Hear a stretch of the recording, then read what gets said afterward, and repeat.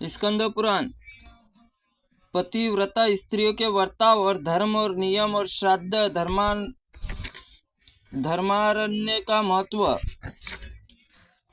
व्यास जी कहते हैं, जो मनुष्य धर्मवापी और पितरों को तर्पण करता है वो पितर तब तक तृप्त रहते जब तक 14 इंद्र बीत नहीं जाते। इसके पितरों की पूजा करनी चाहिए। जो पूर्वज पितर स्वर्ग में गए उन सबके लिए मोक्षदायिनी वापी तट पर पिंडदान करना चाहिए। त्रेता 5 दिनों तक के, द्वापर में 3 दिनों तक के श्राद्ध में जो फल मिलता है वही कलयुग में एक चित्त होकर एक पिंडदान देता है, उसको भी मिल जाता है। कलयुग आने पर संसार मनुष्य लोलुप और पर स्त्री लंपट हो जाता है। स्त्रियों को अत्यंत चपल हो जाती है।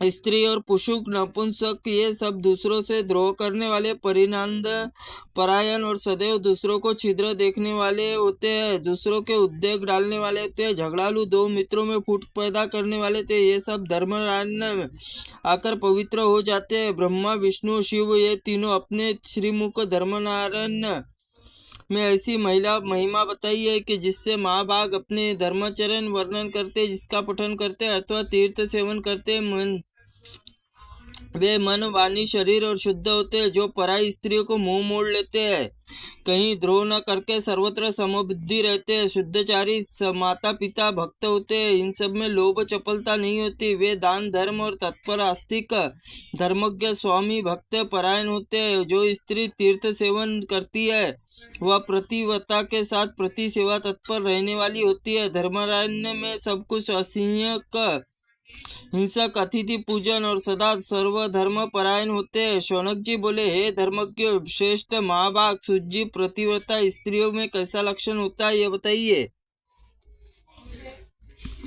सूत जी बोले, गुरुदेव व्यास जी के राजा युधिष्ठिर यह बात बताई है, जिसमें घर में प्रतिव्रता स्त्री होती है उसका जीवन सफल होता है। उसके अंगों की छाया के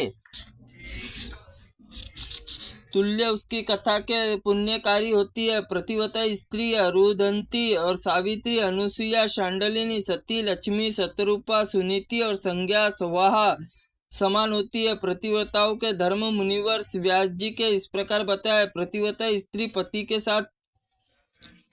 पति के भोजन कर लेने पर ही भोजन करती है, उसके खड़े रहने पर स्वयं खड़ी हो जाती है, पति के सो जाने पर ही सोती है और पहले जाग उठती है। स्वामी के दूसरे देश में हो तो वह अपने पति शरीर पर श्रृंगार नहीं करती, अथवा यदि कार्यवश पति बाहर जाए तो वह सब प्रकार के आभूषणों उतार देती है। पति की आयु बढ़े इस उद्देश्य से कभी पति का नाम का उच्चारण नहीं करती, वहीं दूसरे पुरुष का भी नहीं लेती। पति चाहे कितनी भी खरी खोटी बातें क्यों न कर डाले, वह उससे कोसती ही नहीं। जब तक स्वामी कहते हैं यह कार्य करो तब तक शीघ्र उत्तर देती है, जो आज्ञा ना तो मैंने उसका काम पूरा किया, यह आप समझ ले, यह कार्य पूरा हो गया। पति के बुलाने पर घर का काम काज छोड़कर तुरंत उसके पास आ जाती है, दौड़कर पूछती है, प्राणनाथ किस के लिए दासी को बुलाया है, मुझे सेवा का आदेश कृपा प्रसाद भागिनी बताइए। यह दरवाजे पर देर तक खड़ी होती है, दरवाजे पर सोती बैठती नहीं है। जो वस्तु नहीं देने योग्य होती है वह स्वयं किसी को नहीं देती। प्रतिव्रता स्त्री को चाहिए कि स्वामी उसके पूजन सामग्री बिना कहीं जुटा दे, नित्य नियम जल कुशा पुत्र पुष्प अक्षत आदि प्रस्तुत कर दे। पति की प्रतीक्षा में खड़ी होकर जिस समय वस्तु आवश्यक हो वह सब शीघ्र बिना किसी उद्योग के अत्यंत प्रसन्नता पूर्वक प्रस्तुत कर दे। स्वामी के भोजन से बचे हुए प्रसाद रूप में अन्य फल अत्यंत प्रिय मानकर ग्रहण करे। सामाजिक उत्सव का दर्शन और दूर से त्याग करके पति आज्ञा के बिना तीर्थ यात्रा को विवाहोत्सव देखने के आदि के लिए भी न जाए। पति सुख से सोए, सुख से उठ बैठे और स्वेच्छा अनुसार किसी कार्य में विचार रमन करे तो विघ्न आने पर भी उन्हें कभी न उठाए। रजस्वला होने पर 3 रात तक अपने पति का मुंह न दिखाए, जब तक स्नान शुद्ध न हो जाए, जब तक अपनी आवाज से भी पति के कानों में न पड़ने दे। भांति भांति स्नान कर लेने पर पति के मुख दर्शन करे। किसी किसी का नहीं, अथवा पतिदेव उपस्थित न हो तो मनी मन उसका ध्यान करके सूर्यदेव दर्शन करे। पति की आयु बढ़ने की इच्छा रखने वाली प्रतिव्रता स्त्री हल्दी, कुमकुम, सिंदूर, कंजल और ज्वेलरी, पान, मांगलिक आभूषण, केशव श्रृंगार तथा हाथ में, कान आदि में आभूषण अपने शरीर में अलग अलग न करे। पति विदेश रखने वाली स्त्री प्रतिव्रता नारी कभी बातचीत न करे, वह कभी अकेली न रहे, नंगी होकर न नहाए, खुली मुसल, झाड़ू, सिलवट, चक्की, चौकट, सरपतली कभी न बैठे।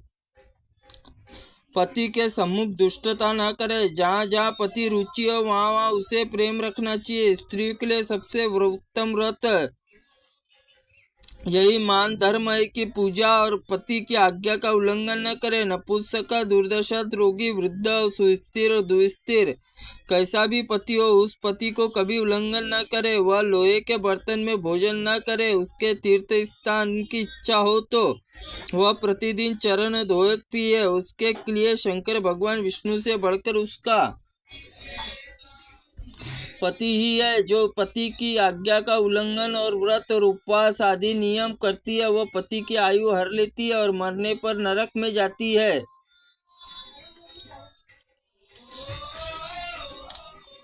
जो नारी पति की कोई बात कहने पर क्रोधपूर्वक उत्तर देती है, वह गांव में कुतिया और निर्जन वन में सियारनी होती है। स्त्री के लिए एकमात्र सर्वोत्तम नियम बताया गया है कि वह प्रतिदिन अपने पति के चरणों की पूजा करके भोजन करे और दृढ़ निश्चय पूर्वक नियम का पालन करे।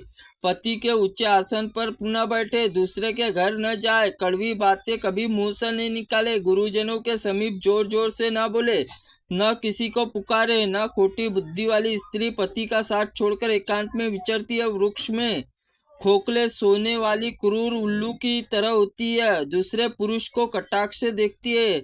ऐसी आंख वाली होती है। जो पति को छोड़कर अकेली मिठाइयाँ खाती है, उड़ाती है, वह गांव में विष्टा भोजन सुकरी होती है, चमदागढ़ होती है। जो हुंकार, तत्वाकार और पति के आनंद सूचक वहन करती है, वह अप्रिय भाषण करती है, वह गूंगी होती है। जो सौत सदा ईर्ष्या रखती है, वह खोटे भाग्य वाली होती है। जो पति की आंख बचाकर किसी दूसरे पुरुष को निहारती है, वह कानी होती है।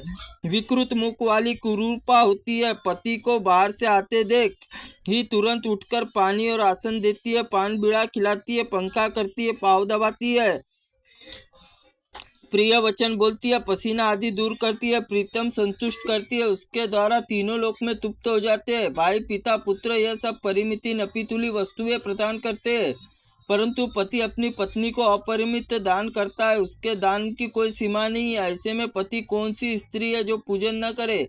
पति देवता, पति गुरु और पति धर्म, पति तीर्थ, पति व्रत स्त्री छोड़कर एकमात्र पति पूजा करे। त्रुटिपूर्ण वाक्य के लिए भगवंत आप हमें क्षमा करें।